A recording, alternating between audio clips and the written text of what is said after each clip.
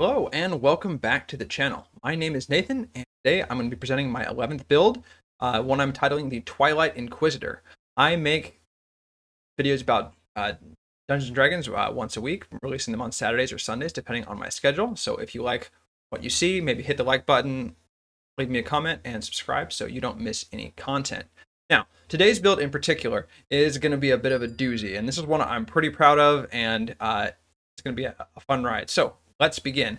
This build is kind of going to be this religious assassin inquisitor type character. They are going to be, armored, stealthy, and they're going to obliterate their targets with pure divine fervor.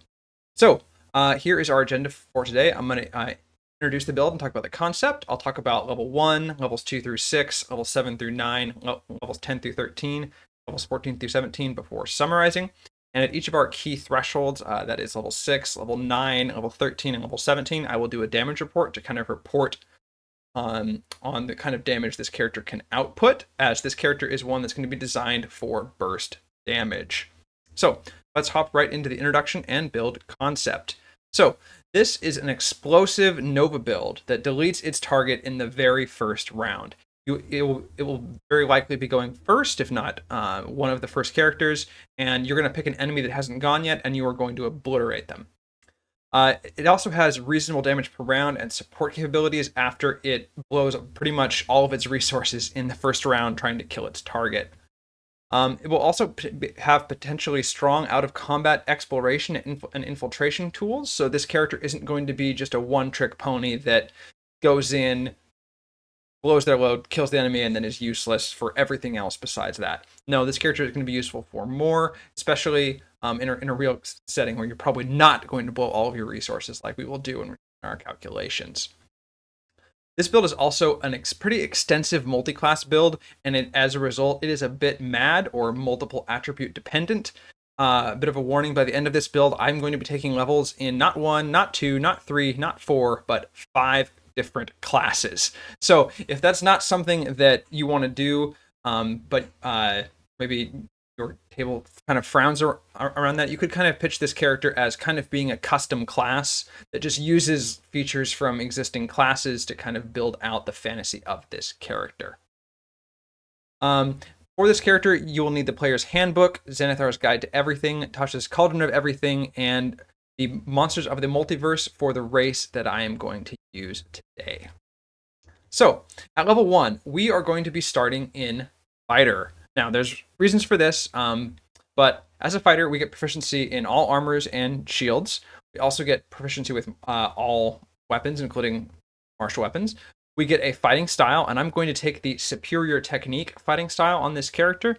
This gives us one maneuver of our choice from the fighter list. We're going to take the trip attack maneuver, and we get a single superiority dice, a d6, to fuel it. Now, what this maneuver does is when we hit an enemy with an attack, we can apply our superiority dice and try to trip them. They have to make a save that's going to be based on either our strength or our constitution. Our strength or our dexterity, depending on which one is higher. And if they fail and they're large or smaller, they get knocked prone.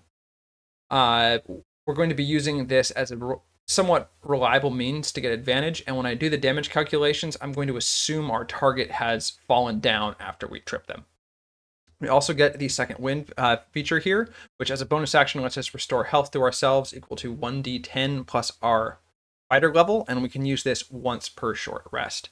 We also get proficiency in strength saves and constitution saves as a first level fighter. Now, fighter is one of the options that you can start this character as. The other option is Ranger, and this character has the most levels in Ranger of any particular class. And so if you wanted to start Ranger, that's fine. It was a hard choice for me. I think I ultimately decided I valued the Constitution save a little more than the Dexterity save from Ranger. But if you want to do it the other way, that is totally fine and something you can absolutely do.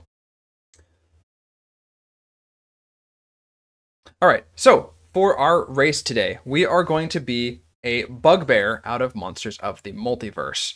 Now, this is a very powerful race, and I'll get into the details about what they do. So here is our glorious bugbear. They're kind of this goblinoid, bear-like creature, and they are very powerful, and let me tell you why. So we are a medium humanoid, and we count as a goblinoid for anything that talks about requirements with that. We have a speed of 30 feet, which is the standard.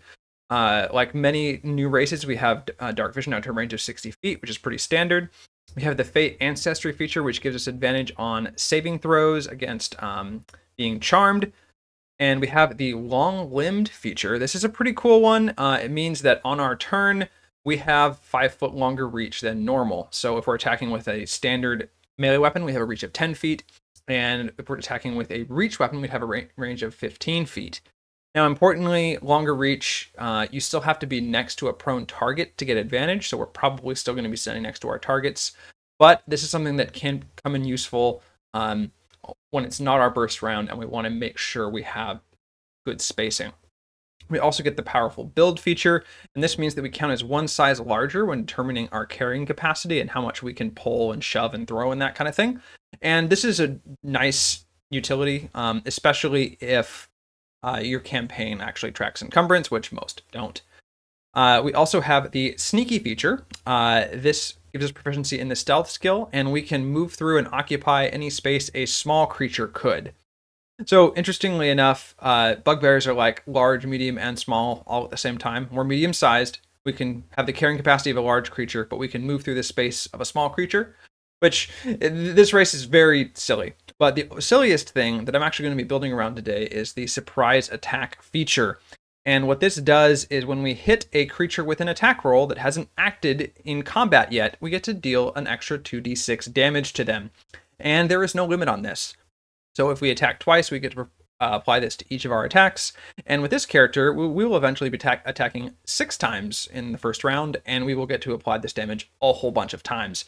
And if you know anything about Rangers, there's one particular subclass in particular that we're going to be using, and this is a very powerful race and class combination. I haven't done one of these builds yet on the channel, and I've been very excited to do a bugbear build for some. So for our starting stats, we are doing the point buy method as always, and as you can see, we are a bit mad here. So I'm buying a 13 strength, a 14 dexterity, and putting our racial +2 there. I'm getting a 13 constitution, and just an 8 intelligence, a 13 wisdom with our racial +1 there, and then 13 charisma. We need all of these stats to be like this because of our multi-classing requirements. Now, if you wanted to put your +1 from your wisdom into your constitution instead, that is a reasonable thing to do. Just use that your racial +1 to make one of those 4 13s a 14 of your choice. I picked wisdom on this build, but you can absolutely do constitution or something else if that fits your fantasy better. Now, for the story of this character, I kind of envision that throughout their whole career, you're basically training in kind of this, in the service of this Twilight god as their Inquisitor, the one who seeks out those who defy the god or goddess's will and destroys them. So as such, when you pick class skills and that kind of thing, you should go for things that will allow you to be investigative, perceptive, maybe lockpicking. I kind of envision this character being the sneaky lockpicker of the party, maybe with some perception skills as well, and that kind of thing, and maybe some social skills. You'll be okay at a fair number of things, and while I'm not going to go into skills in detail, you should consider skills that fit the story of how your character is going to work. Our starting hit points is going to be our hit dice as a fighter, which is a d10 plus our constitution modifier. So that's going to be 11 hit points at first level. For our starting equipment, I would suggest the gold buy route here, although you could go with the equipment offered by the class. But the main things we want here are scale mail, a shield, and a rapier. And you can, if you have any leftover gold, you can get yourself a holy symbol and maybe a longbow. You might want to put your holy symbol on your shield, or just have it affixed to your armor.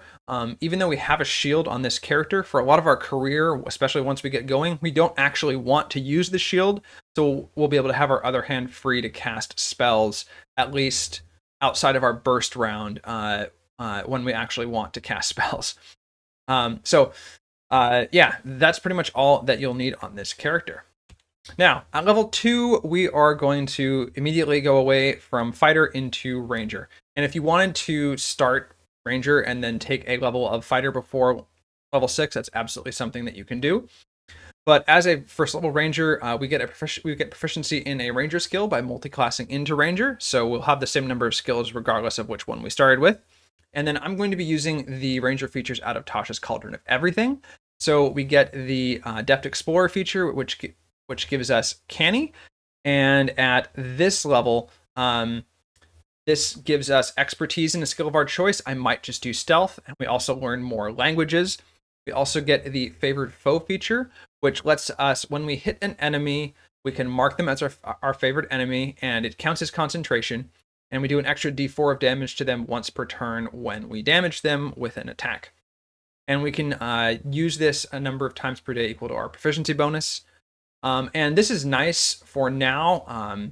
We'll actually be using this a little bit here at the beginning and then way at the end. But as soon as we get spells, we're not really going to use this, but it's better than the favored foe features that the Player's Handbook Ranger gets. At level 3, we are going to be a second level Ranger, and we get our fighting style, and I'm going to take the dueling fighting style. What this does is when you're holding a weapon in one hand and no other weapons, note that you can still hold a shield and qualify, you get a +2 bonus to damage rolls with that weapon. We also get the Ranger's spell casting here, and we have 2 first level spell slots. I'm going to know 2 Ranger spells of our choice. We're going to take Hunter's Mark for our main damage rider and Absorb Elements. Hunter's Mark in particular, as a bonus action, you can cast it, mark an enemy, and then every time you damage them with a weapon attack, you deal an extra 1d6 of damage, and you can transfer it as a bonus action if the creature dies. And there's some bonuses to tracking and other things like that. And Absorb Elements is just a good all-around defensive spell. At level 4, we are going to be a Ranger 3, and we get our Ranger archetype, and it is going to be Gloomstalker, if you couldn't have guessed already. So, Gloomstalkers get the Dread Ambusher feature. What this does is it gives us a bonus to our initiative rolls equal to our proficiency modifier, equal to our wisdom, so an additional +2. And then in the first round, we can make, if we take the attack action, we can make an extra attack, and that extra attack deals an additional 1d8 of damage, and our speed also increases by 10 feet in the first round. Then we get the Umbral Sight feature. What this does is it gives you dark vision out to 60 if you didn't already have it, and if you did already have it, it'll extend it by 30 feet, so our dark vision now extends out to 90 feet. And then it also makes you invisible to creatures that would rely on dark vision to be able to see you while you're in darkness. Now, this is potentially very powerful. If you can fight in a dark room or underground and the lights are off, well, you will be invisible and basically get advantage on all of your attacks. Especially if you use lights to light up the enemy, like bullseye lanterns and that kind of thing. And there's a lot of tactics around doing this. I'm not going to assume that we're invisible on any of our damage reports, but in a real game, this might be something that actually happens, and you can absolutely take advantage of it. This also can make you very sneaky to, like, say, sneak into a castle. If you avoid the torchlight, you just might up straight be invisible. As a third level Ranger, we also get the Primal Awareness feature out of Tasha's. This gives us an additional spell on our spell list, and we can cast it once per day without spending a spell slot. That one is Speak with Animals, so a nice utility thing. You also get an additional first level spell here, as well as an additional first level spell slot, and another spell from Gloomstalker. So I would learn the Goodberry spell here kind of as a utility heal, and then we get Disguise Self from Ranger. Now, at level 5, we are a Ranger 4, and we get our first ability score increase or feat, and I'm going to bump our dex by 2 up to 18, not 20. We started with 16. So pretty simple, nothing super fancy at this level. But at level 6, we are a Ranger 5, and we get the extra attack feature. So now when we take the attack action on our turn, we can attack twice instead of once. We get the additional spell of Primal Awareness of Beast Sense, which is nice. Again, another utility thing here. And we are now a second level caster. Well, third level caster. So we get second level spells, and we have 4 first level spell slots. We get to learn another Ranger spell here. I would learn Pass Without Trace and then retrain Goodberry into Spike Growth. And then we also get to learn the rope trick spell out of our Gloomstalker subclass. So at level 6, it is time for our first damage report. So what I will do on these, I'll talk about our tactics, and then I will talk about what our damage is like against an armor class of 10 and a higher armor class. At this level, it will be an armor class of 15. So what do our tactics look like at this level? In the first round, we are going to Hunter's Mark our target. We're going to run up to them. We're going to attack them and trip them. I'm going to assume that they failed their save and they fell prone. And then we are going to make our Dread Ambusher attack and one more attack. So what does our damage look like? So our trip attack has a +7 to hit and does 1d8 plus 4d6 plus 6 piercing damage. Now that 4d6, 2d6 of it comes from being a bugbear. 1d6 comes from Hunter's Mark, and 1d6 comes from our superiority dice. Then our Dread Ambusher attack has +7 with advantage because our target is now prone, and it does 2d8 plus 3d6 plus 6. And then our attack after that is 1d8 plus 3d6 plus 6. We have +6 to our initiative rolls at this point, and our maneuver save DC is 15 because it's going to be based off of our dexterity. So therefore, against a creature with an AC of 10, we would do 72.4 damage on average. And against a creature with an armor class of 15 and +5 to their saves, we would do 61.1 damage on average. Now, compared to other burst builds I've done at this level, this is above pretty much all of mine that cast spells. It is also better than any of mine that are fighters but don't have sharpshooter or a great weapon master.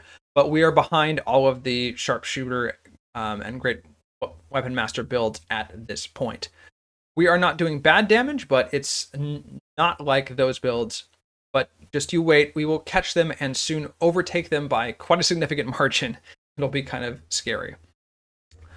So at level 7, we are going to take our second level in Fighter, and Fighters at level 2 get one of their best features, one of my favorites for any burst build, and that is Action Surge. So what this does, once per short rest, we can use this to take an extra action on our turn. Now, importantly, this combines with Gloomstalker's Dread Ambusher feature. So if we take the attack action on our turn and it's the first round, we get to do Dread Ambusher again. So that means that from here on out, when we do our burst round, instead of making 3 attacks, we'll now get to make 6 because we get an attack from extra attack, and a Dread Ambusher attack, and then we do that again. So 3 attacks times 2 is 6 attacks. And we get to apply we get to apply bugbear damage to all of them. Now, at level 8, we're going to take a dip into our third class, which is going to be Paladin. Now, at this point, I kind of envision the story of this character. They've been training in the exploration and kind of assassination and fighting style type arts of their particular temple, but now they're experienced enough that they're going to start to get some holy patronage training. Another cool thing about this character, they're going to get 3 fighting styles by the end of the build, which is pretty cool. But as a first level Paladin, we get Divine Sense, which we can use a number of times equal to our Paladin level, plus our Charisma modifier, which is going to be 2. So not that much. Excuse me, it's 1 plus our Charisma modifier. So that's going to be 2, and it's going to stay at 2 throughout this character's career. You can use this to sense undead and fiends and fae and that kind of thing. This is more of a flavor feature than anything. And we also get the Lay on Hands feature, which we get a pool of Lay on Hands points equal to 5 times our Paladin level, and we can spend an action to restore any number of these points as health to a creature that we touch. That can be ourselves, and we can spend 5 points to cure a disease. And this is a nice little pool of healing points, and they all come back on a rest. Now, at level 9, our kind of training in our divine arts continue. And we are going to be a Paladin 2. This means our Lay on Hands improves to 10 points. We get our third fighting style. I'm going to take the defense fighting style to bump our armor class up a little bit. This character should be using the best medium armor that you can get for now. By the time you are at the end of this build, you can use light armor instead if you want. But it's up to you and kind of how you envision the character. Now, we also get Paladin spell casting here, and most importantly, we get Divine Smite. What Divine Smite does is when we hit an enemy with an attack, we can choose to smite them. And if we do, we can spend a spell slot anywhere, any spell slot that we want. And we deal an extra, radiant damage. And that this is 1d8 per level of the spell slot plus another d8. And it's capped at 5d8. You can spend higher, so that's 4th level spell slots. You can spend higher level spell slots and smite with them, but they'll still do 5d8. And what this will do is it'll let us convert all of our spell slots that we're sitting around into damage. And this is the super resource intensive part of this build that lets them basically convert all this into a pretty monster load of damage. Now, we are still a 3rd level caster due to the way multiclassing works and the rounding. We have 7 total half caster levels, which leaves us still at a 3rd level caster. We get to prepare 2 paladin spells here. It's half our paladin level plus our charisma modifier, and this is however many we're going to get. I would prepare the bless spell here and then pick whatever you want, maybe thunderous smite as a backup way to knock creatures prone. But please note that our paladin save DC is not going to be very good because our charisma is going to stay at 13 throughout this character's career. Now, I didn't take into account that you might be able to precast a spell before combat, but if you do, casting Bless on yourself to improve your hit chance as well as the hit chance of some of your allies will be very, very strong. But speaking of damage, it is time for our next damage report. Our bugbear is happy. He's ready to smite down fools with his rapier. So let's see what our damage looks like now. What has changed since last time? Well, we've gained Action Surge, which doubled our number of attacks. This is probably the single biggest thing we have to contribute here. We've also gained the Defense Fighting Style, and we've also gained Divine Smite, which is going to let us pump out a lot more damage. I think it's going to be like another 12d8 damage that this is going to pump out. So, what are our tactics now? In the first round, we're going to Hunter's Mark our target and run up and trip attack them, Dread Ambusher attack them again. And then we're going to Action Surge and do another Dread Ambusher attack and 2 more attacks. And we're going to use all of our spell slots that we have left, so 2 second level slots and 3 first level slots, to smite on every hit that we possibly can. Now, when I did the damage calculations on this, I applied these to all the hits against our lower armor class because you're very likely to land all of them, so they didn't get a smite on their last hit. But against the higher level armor class, you're pretty likely to miss at least 1 attack. So I applied the damage on all of them, and the math I did is accurate, so we'll take that into account. So now we are making our single trip attack. It is at +8 to hit, doing 1d8 plus 46 plus 6 piercing damage. We have 2 Dread Ambusher attacks with a +8 to hit with advantage because our target is prone. I'm assuming our trip attack was successful, like always. Each of these does 2d8 plus 3d6 plus 6 piercing damage. And then we have 3 more attacks with our rapier, again at +8 to hit with advantage. Each of these is again doing 1d8 plus 3d6 plus 6 piercing damage. And then we have 5 smites to apply here, 2 second level smites doing 3d8 radiant damage each, and 3 first level smites dealing 2d8 radiant damage each. So, what does our damage look like now? Well, against an armor class of 10 and no bonuses to their saves, we would do 205.3 damage. And against an enemy with an AC of 16 and +6 to their saves, we would do 184.1 damage. And we've broken the 200 damage mark against that low armor class at level 9. And this feels really, really good. And as a matter of fact, we are now ahead of everyone. Every other burst build I've done to this date, including my rather insane grappling monk that dragged through spike growth, and my very powerful cursed Ronin build, and even my original burst build, the Fiend Knight. We are ahead of all of those, and we are not going to look back. We are also doing like more than double the damage of my Stormborn caster burst build at this point, which is kind of crazy. But it's only going to get more powerful from here. So at level 10, we are going to take our 3rd level in Fighter. And I do want to note here, the levels here between levels 10 and 13, you can kind of take them in any order that you want. Anything that kind of feels good for how you see your character's story and the features that you but I'm taking them in the order that I think I would feel good with. But if there's a different order that you want, just do that. So at level 10, I'm going to take a 3rd level in Fighter. And we're going to take the Battlemaster for our subclass. This gives us 4 more D8 superiority dice, so we'll have a lot more chances to land that trip attack if we don't get it on the first one, as well as, you know, all these things come back on a short rest, so this will be very helpful for us. For our maneuvers, I would take the precision attack maneuver to potentially turn some of our misses into hits. And other than that, you can pick your favorite. Just make sure you have at least one that does damage. I would probably take menacing attack, which can cause fear, and pushing attack, so you can potentially yeet enemies off cliffs and that kind of thing. We also get the Student of War feature here, which gives us proficiency in an Artisan's tool, which is nice. I'm not sure what I would do with this on my character, but pick whatever fits your story. At level 11, it is time to for our character to continue their journey deeper into the theology of our Twilight God, because we are going to take a cleric level here.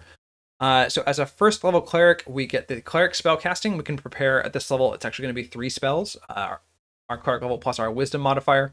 So the notation in the bottom center is correct. And we can ritual cast any cleric spells that we have. And we also get our divine domain here, and I'm going to go with the Twilight domain. We get proficiency in heavy armor and martial weapons, which we already had. We get some domain spells at this level. We get to have Fairy Fire and Sleep always prepared. We also get the Eyes of Night feature, and what this does is it extends our dark vision out to a range of 300 feet. And we can also share it with our allies. Super powerful, very good. We also get the Vigilant Blessing feature, and what this does is we can touch a creature and give them advantage on their next initiative check or until we bless another creature. And we're always going to be using this on ourselves to give ourselves advantage on initiative, because if this character wins initiative, they can pretty much kill whoever they want. Now, because of the way that multiclassing works, we have bumped ourselves up to a 4th level caster. We also get to learn 3 cleric cantrips. I would take the guidance cantrip and then honestly pick whatever you want. Whatever kind of fits your flavor. I wouldn't take attack cantrips. I would probably take utility things like maybe thaumaturgy or resistance and that kind of thing. And this will give us more out of combat utility and the ability to help with skills, whether it's ourselves or someone else. As for the cleric spells that you prepare, I would try to target rituals here. I would definitely prepare Detect Magic, but other than that, you can probably pick whatever you want. Maybe you want a Cure Wounds or a Healing Word to potentially have some utility after you've done your burst round. Because after our burst round, we're pretty much making a couple attacks a turn and maybe casting a spell. So at level 12, I'm going to take a level in Warlock here, particularly Hexblade Warlock. So we get the Hexblade expanded spell list to pick from when we choose our Warlock spells. We get the Hexblade's Curse feature, and this is actually why I'm here. So Hexblade's Curse, as a bonus action, we can curse a creature, and while they're cursed, whenever we damage them, we deal additional damage equal to our proficiency bonus. We can crit them on a 19 or a 20, and when they die, we regain hit points equal to our charisma modifier plus our warlock level, and we don't really care about that part. We also get the Hex Warrior feature here, which gives us proficiency in medium armor, martial weapons, and shields, which we already had. And we can bless a weapon and enable us to attack with our charisma instead of our dexterity or strength. And we don't care about this either. So the interesting thing here is I took this only because of Hexblade's Curse, because we're making a lot of attacks and we are going to be smiting. Having that higher crit chance and the extra damage is actually a big deal.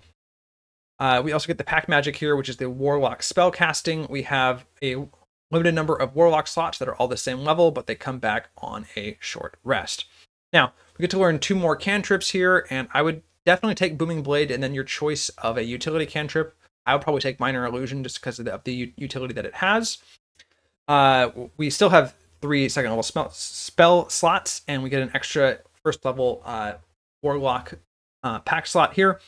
We get to learn 2 Warlock spells. I would learn Shield, which will kind of complete our defensive buff suite, because now we have Shield and Absorb elements to potentially protect ourselves. And then I'd probably learn Armor of Agathis again for more temporary hit points. This character's Constitution with a +1 is not very good, and our health is not very high. If you had that +2 con instead, you'd be around 98 hit points now, and that might be nice. So at level 13, we're going to take a second level in Cleric. We get our Channel Divinity once per rest, whether it's long or short, and we can use that to turn undead, activate our Twilight Sanctuary, or harness Divine Power and recover a spell slot up to 3rd level. We actually have these because we're now a 5th level caster, and we can prepare some more Cleric spells here. Honestly, pick whatever you want. But our Twilight Sanctuary, this is a really cool feature, and as an action, we can activate it, and it creates this 30-foot shroud of dim light around us. And when any creature, whether it's us or an ally, ends their turn inside the shroud, we can give them a number of temporary hit points equal to 1d6 plus our Cleric level. So at this level, that'll be an average of, that'll be about 5 to 6 hit points typically, or we can potentially end a charmed or frightened condition on them. And this is a great way to keep yourself and your party potentially topped up, and something that you can use after you've had your burst round and deleted an enemy out of combat. So these 4 levels here, the Battlemaster level, the Hexblade level, and the 2 levels of Twilight Cleric, you can take them in again, whatever order you want here, and whatever order feels good for you with your character at your story and at your table. I kind of envision, again, this is just a deeper training into the theology and the priesthood of our Twilight God as we seek to become their Avenger and Inquisitor and just destroying their enemies. But at level 13, it is time for our next damage report. What have we gotten since last time? Well, it's a bunch of stuff. We've gotten our 4d8 superiority dice and a bunch of maneuver options. We are now a 5th level caster and have 3rd level spell slots. Even though we don't know any 3rd level spells, we can use them to smite. We've also gained the Hexblade's Curse to add more damage to our attacks, as well as give us that higher critical chance. We've got the Vigilant Blessing, so our initiative is still +6, but now we have advantage on those checks. And we've gained Shield and Twilight Sanctuary for defensive features, and we've gained a bunch of nice utility cantrips. Now, our strategy has changed just a little bit. We're going to Hexblade's Curse our primary target instead of hunters marking them. Importantly, this will allow us to apply our favored foe damage, and at this level, we've basically gained an extra d4 on 1 hit, but that's not insignificant. Now, if you are concentrating on a spell like Bless, don't worry about this. Bless is going to serve you a lot better. And, we are using higher level spell slots to smite, and we're going to burn all of our superiority dice to do more damage. Importantly, we also, again, crit on a 19 or 20.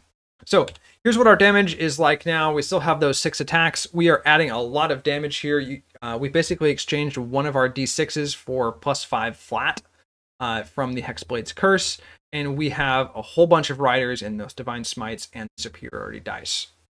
So, against a creature with an armor class of 10 and +0 to their saves, we would do 284.4 damage, and against a creature with an armor class of 17 and +7 to their saves, it would be 247.1 damage.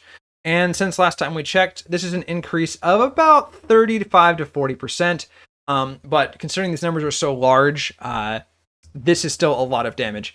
And at this point, we've broken the 250 barrier, and we are far ahead of any of our other builds at this point. And honestly, we are quite happy. Now, we are, again, very powerful and far ahead of all the other builds I've done to date. So let's see how it goes as we continue. So at level 14, I'm going to take another level in Ranger. In particular, because we had an odd number of levels and a half caster, this will still bump us up to the next caster level, and I think it's a good thing to do, especially because we just get some nice utility out of getting an extra 5 feet of move speed, as well as our getting a climbing and swimming speed, and our favorite foe bumps up a little bit.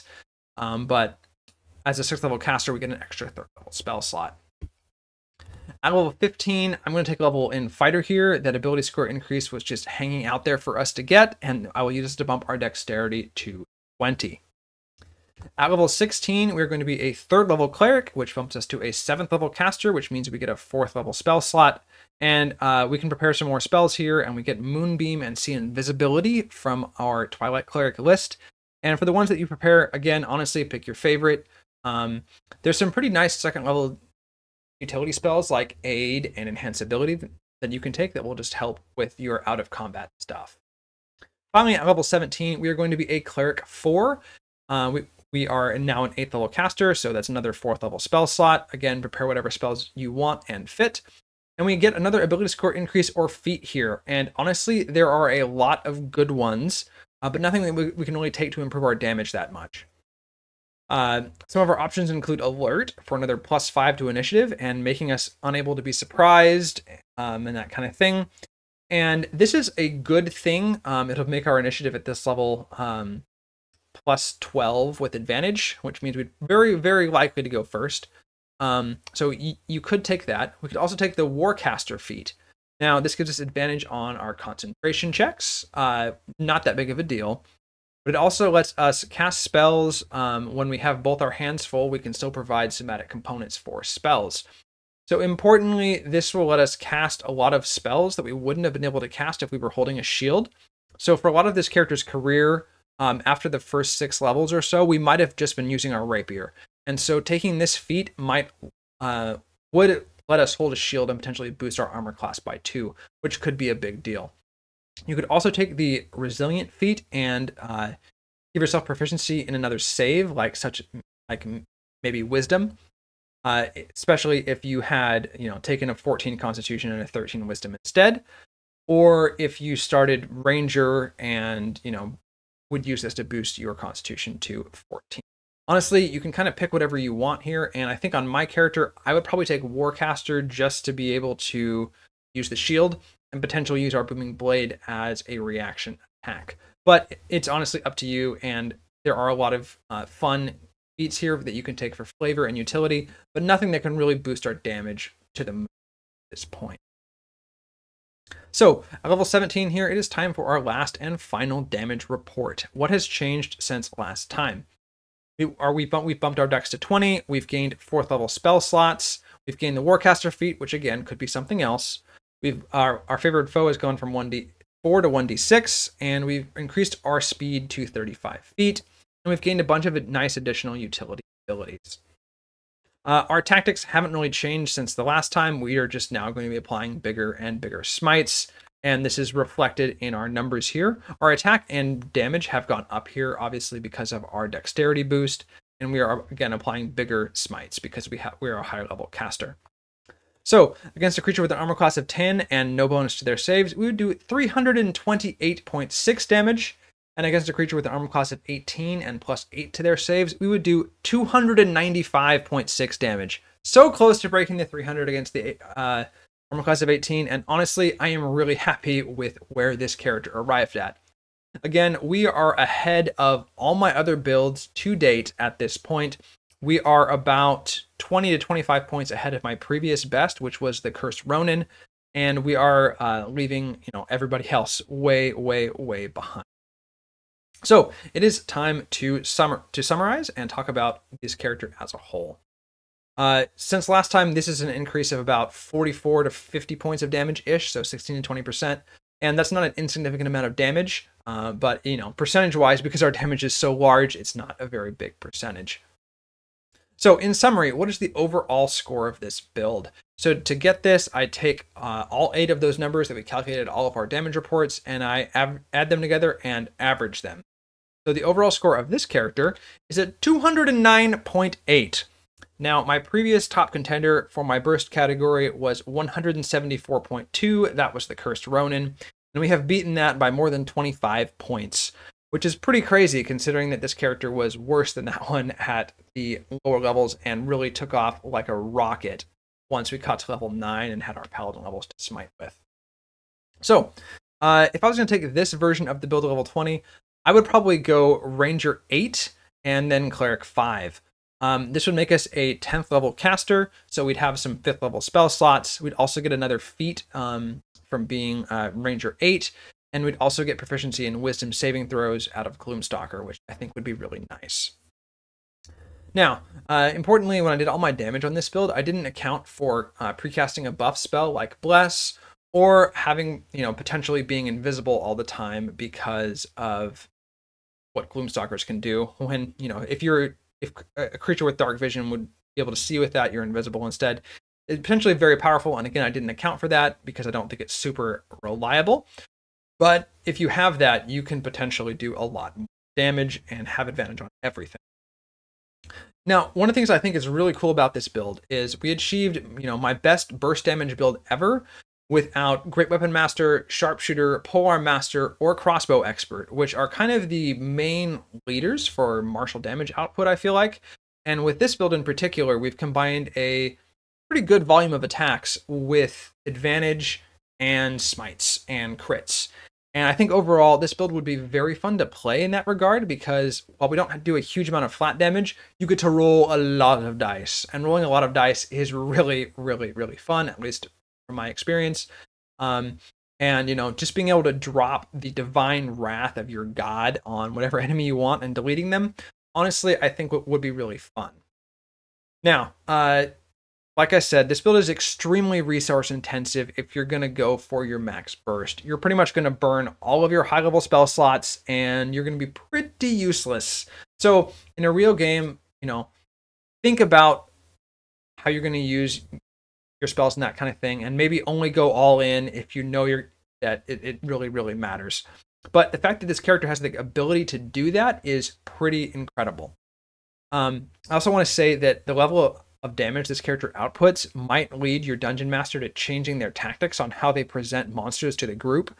The amount of damage this character can do in round 1 is so overwhelming that they can delete most enemies practically instantly, if not severely cripple them. And so your DM might start to change things at the table just because of how powerful this character is. And I would be doing you all a disservice if I didn't say that. Yeah. You might want to hold back a little bit just so your DM doesn't make things harder, because this character is capable of a lot.